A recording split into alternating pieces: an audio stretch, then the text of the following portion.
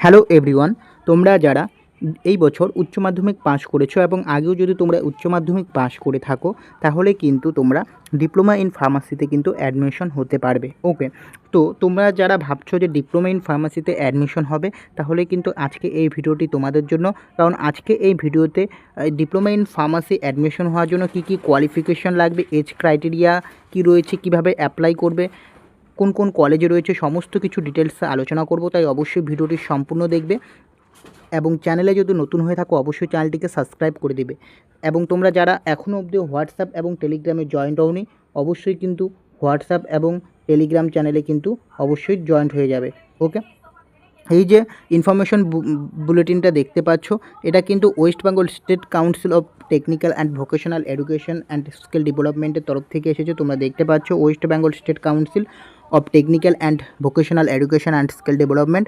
ওকে, এখন এখানে যদি তোমরা দেখো এটা হচ্ছে 2026-27 সেশন, অ্যাকাডেমিক সেশন, এবং admission in first year only diploma in pharmacy এবং আদার্স অনেক কোর্স রয়েছে। তোমরা চাইলে অ্যাডমিশন হতে পারো, বাট আমি আজকে ডিপ্লোমা ইন ফার্মাসি নিয়ে আলোচনা করছি, ডিপ্লোমা ইন ফার্মাসি। ওকে, এখন তোমরা যদি নিচের দিকে আসো এই যে ওয়েবসাইট ফর অনলাইন অ্যাপ্লিকেশন দেখতে পাচ্ছ, এই যে ওয়েবসাইটে গিয়ে কিন্তু তোমাদের অনলাইনে অ্যাপ্লিকেশন করতে হবে এবং এই ইনফরমেশন বুলেটিনটা আমি কিন্তু টেলিগ্রামে কিন্তু প্রোভাইড করে দেবো। তাই অবশ্যই কিন্তু টেলিগ্রামে জয়েন্ট হয়ে যাও। ওকে, এবং এই যে লিঙ্কটা রয়েছে এই লিঙ্কে ক্লিক করে তোমাদের অ্যাপ্লাই করতে হবে। ওকে, তোমরা যারা ডি ফার্মাসিতে অ্যাডমিশন হতে চাও এবং পড়তে চাও। এখন এখানে যদি দেখো তাহলে এখানে দেখতে পারবে ডিপ্লোমা ইন ফার্মাসি কোর্স হচ্ছে 2 বছরের কোর্স হয়ে থাকছে। ওকে, এখন নিচের দিকে যদি আসো তাহলে এখানে রয়েছে অবশ্যই কিন্তু তোমাদের ইন্ডিয়ান সিটিজেন হতে হবে। ইন্ডিয়ান সিটিজেন হলেই একমাত্র অ্যাপ্লাই করতে পারবে diploma in pharmacy. Eligibility qualification কি রয়েছে, pass higher secondary 10+2 or it's equivalent examination in science academic stream, অবশ্যই সায়েন্স একাডেমিক স্ট্রিম হতে হবে উইথ ফিজিক্স কেমিস্ট্রি বায়োলজি অথবা math from any recognised board or council or institute. Okay, then হচ্ছে এইখানে তোমরা যদি দেখো তাহলে এইখানে যে হাইলাইট করে যেটা লেখা রয়েছে এখানে দেখতে পাচ্ছ candidate first higher secondary examination, same লেখা রয়েছে। Okay, equivalent examination in vocational stream course are not eligible. তোমরা দেখে থাকবে যে অনেকে টেন পাস করার পর অর্থাৎ মাধ্যমিক পাস করার পর ভোকেশনাল স্ট্রিম বলে একটা কোর্স হয়ে থাকে, যেটা সায়েন্স স্ট্রিম নয়, ভোকেশনাল স্ট্রিম। সেই স্ট্রিম যদি নেওয়া থাকে সেখানেও কিন্তু ফিজিক্স কেমিস্ট্রি ম্যাথ থাকে, বাট সেটা যদি নিয়ে থাকো তাহলে কিন্তু তোমরা অ্যাপ্লাই করতে পারবে না ডিপ্লোমা ইন ফার্মাসির জন্য। পিওর সায়েন্স হতে হবে, ফিজিক্স কেমিস্ট্রি বায়োলজি অথবা ম্যাথ। ওকে, এটাই বলেছে। দেন হচ্ছে তোমাদের এজ ক্রাইটেরিয়া কি বলছে, এজ ক্রাইটেরিয়া তোমরা যদি দেখো এখানে লেখা রয়েছে এজ ক্রাইটেরিয়া হচ্ছে অবশ্যই কিন্তু 18 বছর হতে হবে এবং 31শে ডিসেম্বর 2026 এবং ডিউরেশন অফ কোর্স যেটা বললাম 2 বছরের কোর্স। ওকে, এরপর যদি নিচের দিকে আসো তাহলে এখানে লেখা রয়েছে ভোকেশনাল যদি থাকে তাহলে কিন্তু অ্যাপ্লাই করতে পারবে না, সেম ওটাই লেখা রয়েছে। দেন হচ্ছে তোমাদের অ্যাপ্লিকেশন প্রসেসটা কি রয়েছে, অ্যাপ্লিকেশন প্রসেস হচ্ছে অনলাইনে তোমাদের অবশ্যই অ্যাপ্লাই করতে হবে। অ্যাপ্লিকেশন ওয়েবসাইট রয়েছে, এই যে ওয়েবসাইটে অ্যাপ্লাই করতে হবে, এই ওয়েবসাইটে ক্লিক করে নেক্সট হচ্ছে অ্যাপ্লিকেশন ফি হচ্ছে 450 টাকা, যেটা কিন্তু নন রিফান্ডেবল। ওকে, 450 টাকা কিন্তু অ্যাপ্লিকেশন ফি লাগছে। Payment of on application fee সেটা হচ্ছে net banking, debit card, credit card, UPI দ্বারাই কিন্তু তোমরা পেমেন্ট করতে পারবে। ওকে, এটা হচ্ছে অ্যাপ্লিকেশন প্রসিডিওর। দেন হচ্ছে তোমাদের এখানে লিখেছে আচ্ছা publication of merit list, merit list কিন্তু তোমাদের পাবলিশড হবে। কি বলেছে, merit list will be prepared based on the mark obtain by candidate in their eligibility qualification or examination. তোমরা হায়ার সেকেন্ডারি এক্সামে যে নাম্বারটা পেয়েছো তার উপর মেরিট লিস্ট হতে পারে, অথবা স্টুডেন্ট যদি বেশি হয়ে যায় সেক্ষেত্রে কিন্তু এক্সামও নিতে পারে। ওকে, দুটোর মধ্যে যে কোনো একটা হতে পারে।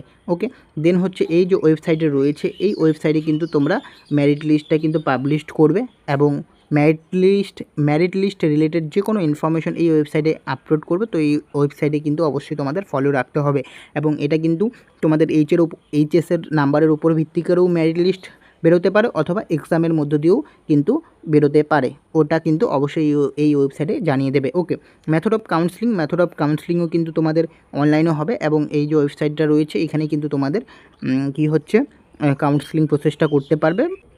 নেক্সট হচ্ছে অ্যাডমিশনে কিন্তু তোমাদের কি হচ্ছে অনলাইনেই কিন্তু হয়ে যাবে। ওকে, দেন হচ্ছে রিজার্ভেশন যদি দেখো, রিজার্ভেশনের ক্ষেত্রে তোমরা এখানে দেখতে পারবে যারা এসসি এসটি রয়েছে, এসসি স্টুডেন্টদের জন্য 22% রিজার্ভেশন, এসটি স্টুডেন্টদের জন্য 6% রিজার্ভেশন, ফিজিক্যাল চ্যালেঞ্জ যেটা রয়েছে, হ্যান্ডিক্যাপ ক্যান্ডিডেট রয়েছে তাদের জন্য ম্যাক্সিমাম 5% রিজার্ভেশন, এবং ওবিসি ক্যাটাগরির জন্য এখানে কোনো কিন্তু পার্সেন্টেজ দেওয়া নেই কত পার্সেন্ট রিজার্ভেশন। ওকে, এটা কি বলছে, reservation in OBC category will be made as per government norms subject to fulfil of the income eligibility. Okay, এটা হচ্ছে অ্যাজ পার গভর্নমেন্ট রুল অনুযায়ী যে রিজার্ভেশন যদি দেয় সেক্ষেত্রে রিজার্ভেশন তোমরা পাবে। ওকে, যে ওবিসি নিয়ে যেটা একটা তোমরা জানো, ওবিসি নিয়ে একটা ঝামেলা চলেই থাকছে, তো সেই ঝামেলাটা যদি মিটমাট হয় সেই ক্ষেত্রে কিন্তু তোমরা অ্যাজ পার গভর্নমেন্ট রুল অনুযায়ী কিন্তু রিজার্ভেশন পেতে পারো। ওকে, দেন হচ্ছে তোমরা যদি দেখো এখানে দিয়ে দিয়েছে recognise board council with court. Okay, এখানে যে সমস্ত বোর্ডগুলো রয়েছে, ওকে, স্টেটগুলো রয়েছে এবং সেই স্টেটের আন্ডারে কোন কোন বোর্ড রয়েছে, এই বোর্ডের আন্ডারে থাকলেই কিন্তু তোমরা একমাত্র এটার জন্য অ্যাপ্লিকেবল। ওকে, অ্যাপ্লাই করতে পারবে, অর্থাৎ ইন্ডিয়ান সিটিজেন হতে হবে। সেটা তুমি যদি ইন্ডিয়ার আমাদের ওয়েস্ট বেঙ্গলের বাইরেও যদি কোনো স্টেট থেকে তুমি যদি অ্যাপ্লাই করো সেক্ষেত্রেও কিন্তু অ্যাডমিশন হতে পারবে। নেক্সট রয়েছে আমাদের এখানে যে কলেজগুলো রয়েছে, এই কলেজগুলো কোথায় কলেজ রয়েছে, তার ইনস্টিটিউট নেম কি, নেক্সট হচ্ছে ইনস্টিটিউট অ্যাড্রেস এবং ইনস্টিটিউট টাইপ। ওকে, সেটা গভর্নমেন্ট না প্রাইভেট। মেনলি কিন্তু 6টা গভর্নমেন্ট মেডিকেল কলেজ, 6টা গভর্নমেন্ট কলেজ রয়েছে। তোমরা যদি দেখো, এক হচ্ছে বীরভূমে রয়েছে শ্রীরামকৃষ্ণ শিল্পা বিদ্যাপীঠ, এটা খুব ভালো কলেজ। ওকে, এটা একটা গভর্নমেন্ট কলেজ। কোচবিহার রয়েছে কোচবিহার পলিটেকনিক গভর্নমেন্ট। নেক্সট হচ্ছে Darjeeling Siliguri government polytechnic Darjeeling district, যেটা হচ্ছে গভর্নমেন্ট কলেজ। হুগলিতে রয়েছে ওমেন পলিটেকনিক, ওকে, যেটা হচ্ছে চন্দননগর অবস্থিত এবং এটাও গভর্নমেন্ট কলেজ। নেক্সট হচ্ছে তোমাদের কলকাতা, যেটা হচ্ছে জ্ঞানচন্দ্র ঘোষ পলিটেকনিক, যেটা হচ্ছে গভর্নমেন্ট, এবং পূর্ব মেদিনীপুর রয়েছে কন্টাই পলিটেকনিক গভর্নমেন্ট। এই হচ্ছে 6টা গভর্নমেন্ট কলেজ এবং একটা শুধুমাত্র ওমেন পলিটেকনিক, এটা শুধুমাত্র মেয়েদের জন্য, এবং যে বাকি যে 5টা কলেজ রয়েছে সেখানেও মেয়েরা অ্যাডমিশন হতে পারে, এবং ওমেন পলিটেকনিক শুধুমাত্র মেয়েদের জন্য। ওকে, এবং বাদ বাকি যে কলেজগুলো রয়েছে এগুলো সব কিন্তু তোমাদের প্রাইভেট কলেজ। ওকে, তো টোটাল যদি তোমরা এখানে দেখো, টোটাল কলেজ রয়েছে এখানে 123টা কলেজ। 123টা কলেজের মধ্যে 6টা হচ্ছে গভর্নমেন্ট কলেজ। ওকে, তো এই ইনফরমেশন আপডেটটা কিন্তু তোমাদের দেওয়া ছিল। তোমরা যারা উচ্চ মাধ্যমিক পাশ করেছো এবং ডি ফার্মে ভর্তি হতে চাইছো, যদি তোমরা পারো তো এই ফর্ম ফিল আপটা করে নিও। যে অফিসিয়ালের লিঙ্কটা দেওয়া রয়েছে, এই যে অফিসিয়াল লিঙ্কটাতে ক্লিক করে কিন্তু তোমরা অ্যাপ্লাইটা করে নিবে। ওকে, তো আশা করছি তোমাদের ভিডিওটি ভালো লেগেছে। ভিডিওটি ভালো লাগলে অবশ্যই চ্যানেলটিকে সাবস্ক্রাইব করে দিবে। ওকে, তো দেখা হচ্ছে পরের ভিডিওতে।